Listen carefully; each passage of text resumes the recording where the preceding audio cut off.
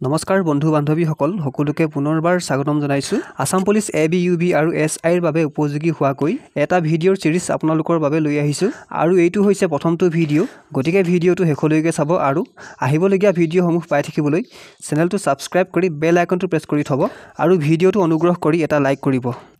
আজিৰ প্ৰথম প্ৰশ্নটো হ'ল ৰাজ্যখনৰ ৰাজ্যপালৰ কাৰ্যকাল কিমান ইয়াত শুদ্ধ উত্তৰ হ'ব অপচন সি 5 বছৰ দ্বিতীয়তে আছে বৰ্তমান ভাৰতৰ সংবিধানত কিমানটা মৌলিক অধিকাৰ আছে শুদ্ধ উত্তৰ হ'ব অপচন বি 6টা বৰ্তমান ভাৰতৰ সংবিধানত 6টা মৌলিক অধিকাৰ আছে আৰু হেইকেইটা হৈছে right to equality right to freedom right against exploitation right to freedom of religion cultural and educational rights right to constitutional remedies অসমীয়াত ক'বলৈ গ'লে হ'ব সমতাৰ অধিকাৰ স্বাধীনতাৰ অধিকাৰ শোষণৰ বিৰুদ্ধে অধিকাৰ ধৰ্মৰ স্বাধীনতাৰ অধিকাৰ সাংস্কৃতিক আৰু শৈক্ষিক অধিকাৰ সাংবিধানিক প্ৰতিকাৰৰ অধিকাৰ এইকেইটাই হৈছে আমাৰ সংবিধানত থকা 6টা মৌলিক অধিকাৰ মনত ৰাখিব অতি গুৰুত্বপূৰ্ণ হয় পৰীক্ষাত প্ৰায়ে সোধা দেখা যায় ইয়াৰ পাছত কিমানতম সংশোধনীৰ জৰিয়তে সম্পত্তিৰ অধিকাৰক মৌলিক অধিকাৰৰ পৰা বাদ দিয়া হৈছে শুদ্ধ উত্তৰটো হ'ব অপচন ডি 44তম যিটো সংশোধনী 1978ত কৰা হৈছিল আৰু যাৰ জৰিয়তে সম্পত্তিৰ অধিকাৰক মৌলিক অধিকাৰৰ পৰা বাদ দিয়া হৈছিল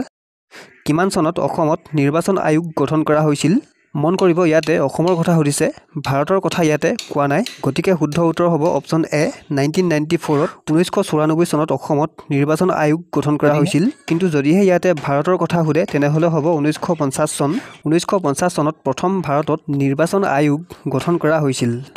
ইয়াৰ পাছৰ প্ৰশ্নটো হ'ল ৰাষ্ট্ৰসংঘ দিৱস পালন কৰা হয় কিমান তাৰিখে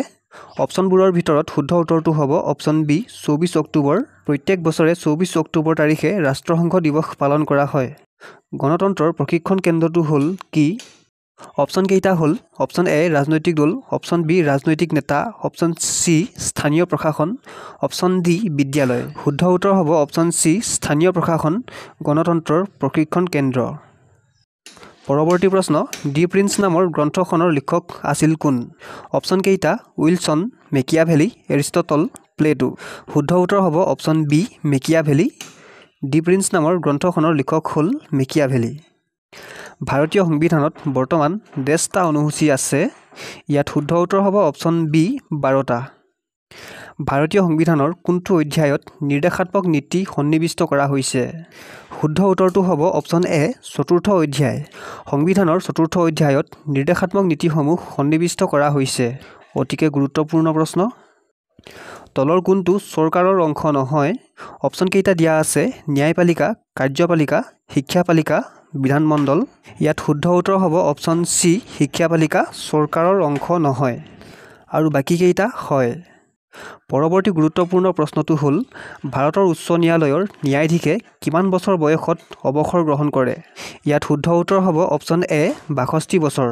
62 বছৰ বয়সত ভাৰতৰ উচ্চ ন্যায়ালয়ৰ ন্যায়াধীশে অৱসৰ গ্ৰহণ কৰে ৰাজ্যিক বিধান পৰিষদৰ সদস্য সংখ্যা কিমানজনতকৈ অধিক হ'ব নোৱাৰিব শুদ্ধ উত্তৰ হ'ব অপচন বি 40 জন ৰাজ্যিক বিধান পৰিষদৰ সদস্যৰ সংখ্যা 40 জনতকৈ অধিক হ'ব নোৱাৰে উচ্চতম ন্যায়ালয়ৰ এজন ন্যায়াধীশে কিমান বছৰ বয়সত অৱসৰ গ্ৰহণ কৰে শুদ্ধ উত্তৰটো হ'ব অপচন সি 65 বছৰ ইয়াৰ আগৰটো আছিলে উচ্চ ন্যায়ালয়ৰ আৰু এতিয়া সুধিলে উচ্চতম ন্যায়ালয়ৰ হ'লে 62 বছৰ বয়সত অৱসৰ গ্ৰহণ কৰে কিন্তু উচ্চতম ন্যায়ালয়ৰ হ'লে 65 বছৰ বয়সত অৱসৰ গ্ৰহণ কৰে গতিকে ইয়াৰ ডিফাৰেন্সটো মনত ৰাখিব অতিকে গুৰুত্বপূৰ্ণ ৰাজ্যসভাৰ মুঠ সদস্যৰ সংখ্যা কিমান ইজি প্ৰশ্ন ইয়াৰ উত্তৰ সকলোৱে জানে চাগে উত্তৰটো হ'ব অপচন এ 250 জন গতিকে ৰাজ্যসভাৰ মুঠ সদস্যৰ সংখ্যা 250 জন ইয়াৰ পাছত আহিলে লোকসভাৰ মুঠ সদস্যৰ সংখ্যা কিমান শুদ্ধ উত্তৰ হ'ব অপচন সি 545 জন বৰ্তমান লোকসভাৰ মুঠ সদস্যৰ সংখ্যা ৰাজ্যসভালৈ অসমৰ পৰা কেইজন সদস্য নিৰ্বাচিত হয়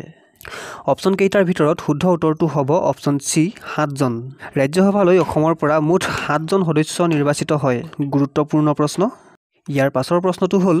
সংবিধানৰ কিমানতম সংশোধনী মতে ভাৰতীয় সংবিধানত নাগৰিকৰ মৌলিক কৰ্তব্যসমূহ সন্নিৱিষ্ট কৰা হৈছে শুদ্ধ উত্তৰ হ'ব অপচন এ 42তম সংশোধনীটো কৰা হৈছিল 1976ত আৰু যিটো সংশোধনীৰ জৰিয়তে সংবিধানত নাগৰিকৰ মৌলিক কৰ্তব্যসমূহ সন্নিৱিষ্ট কৰা হৈছিল তলৰ কোনটো বিষয়ৰ ওপৰত ৰাজ্যসভাৰ ক্ষমতা নাই? অপশ্যন কেইটা হ'ল বিত্ত বিধেয়ক, সংবিধান সংশোধন বিধেয়ক, মহাভিযোগ মোকৰ্দমা, সমৱৰ্তী সূচীৰ ভিতৰুৱা বিধেয়ক। শুদ্ধ উত্তৰ হ'ব অপশ্যন এ বিত্তীয় বিধেয়ক, যাৰ ওপৰত ৰাজ্যসভাৰ ক্ষমতা নাই। পৰৱৰ্তী প্ৰশ্ন, প্ৰাথমিক শিক্ষাক মৌলিক অধিকাৰ হিচাপে কোন চনত গৃহীত কৰা হয়? ইয়াত শুদ্ধ উত্তৰ হ'ব অপশ্যন ডি 2009 চনত। 2009 চনত প্ৰাথমিক শিক্ষাক মৌলিক অধিকাৰ হিচাপে গৃহীত কৰা হৈছিল।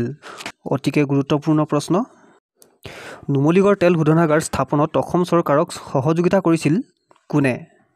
অপশ্যন কেইটাৰ ভিতৰত শুদ্ধ উত্তৰটো হ'ব option A Indo Burma petroleum company. তলৰ কোনটো শোধনাগাৰ অসম চুক্তিৰ ফলত হোৱা?